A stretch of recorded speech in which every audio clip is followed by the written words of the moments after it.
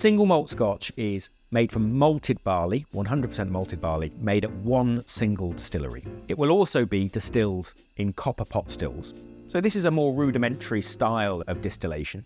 That spirit is then left to mature in oak casks. In Scotland, a lot of those oak casks are second-hand, so they will have been used first in American bourbon production, or they could have been used in wine production, or even sherry production. When you then take your spirit and it matures and rests in these second-hand casks, if you like, it allows it to slumber. It takes on some of the flavour and some of the colour from the oak that the cask is made from, but also the previous incumbent of the cask.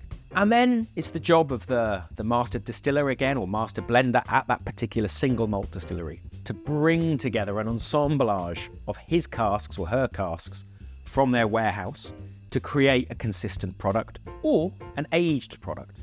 So if you take, for example, a 30-year-old single malt, that number on the bottle, 30, legally dictates that the minimum age of the whiskey in the bottle must be 30 years old, 3 decades.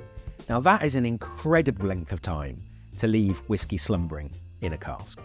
We don't see it often in other spirit categories, with products of that age. We mellow with age, and that's exactly what happens with single malt whiskey. It mellows over time, and we do lose some. A cask is a natural breathing, almost living thing. It evaporates as it gets older. That's called the angel's share, the amount that the cask loses. A 21-year-old cask of whiskey will have around 2/3 of the amount of whiskey than when it was filled. Blends are an assemblage of different single malts and then tempered with grain whiskey. So grain whiskey tends to be from corn, distilled in often different type of still, a column still. And you get a lighter, more delicate style of whiskey. That's often used as the bed on which a master blender will then weave their single malts on top of. It's an incredible skill putting together a blended whiskey. And it really is an art and a science at the same time, and it takes a specifically talented person to do that. What you tend to find with young whiskey is that it's quite spirituous. There's still a lot of that spirit-driven note in there and not a lot of cask, not a lot of influence of the oak.